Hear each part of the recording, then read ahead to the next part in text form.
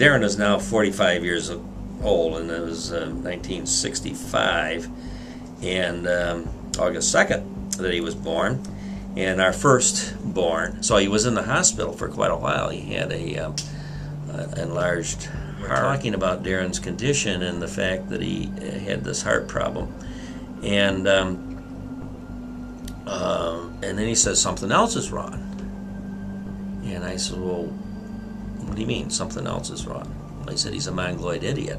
So then we decided, well, we want to know more about this. So we had we went into Strong Memorial Hospital, and they studied more, and then we learned about the extra chromosome and so forth. We still wanted to find out a little bit more. Well, we researched it and found out that, and I guess maybe I knew that Art Hansen in Canasteel had Down syndrome, or mongoloid at that time. I don't think Down syndrome was even in the vocabulary. Child. Went down to Art and Ann's house, Art and Ann Hansen in Canasteel, and it really helped us a lot. We had several sessions, and of course Art was the founder at that time. He had already started the Steuben chapter of New York State Association for Retarded Children, and but was in infant stage, within the first year. And so anyway, as a result, I became active, and I think I was on the board of directors almost immediately. And that was my beginning. And 45 years later, I'm still on the board of directors. By the time Darren was 4 years old, the Arc of Steuben, or that was Steuben ARC, had started classes. So he had classes with the Arc, I forgot how many years, but quite a few years. And then it was taken over by BOCES, which was great. And anyway, so then he was in BOCES, and he actually graduated from Canasteel School, which was a big deal.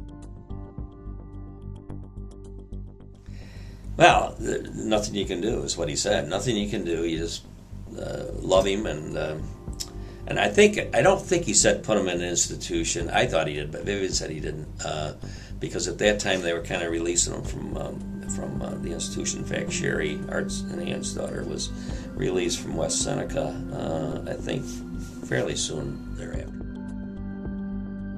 Well, he's done a lot. It's amazing to me, because from the point where he couldn't do anything, so the doctor thought, and he wasn't going to live very long. He's way past his lifespan of what they told us then, and a lot of it, I think, is because of the Arc. I know it's because of the regressed in as far as being independent. In fact, now he tells me that, Dad, you can't tell me what to do. I have the choice. So now he's progressed from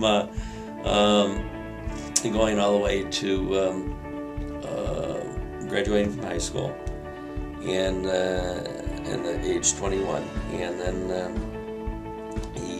I think he entered the ARC programs immediately, as far as the workshop and that type of thing, and then the residence came later, not too far later, but later, and he's been in several residences in Bath, and in fact he was in a supportive apartment at one time in Hornell on Seneca Street, and then a couple of apartments actually in Bath, and so now he's in Bellhaven with two other gentlemen. So yeah, I think he's progressed tremendously. In fact, actually, I think he progressed when he was in the supportive apartment on Seneca Street and was working at St. James, and now I think he wants to retire already.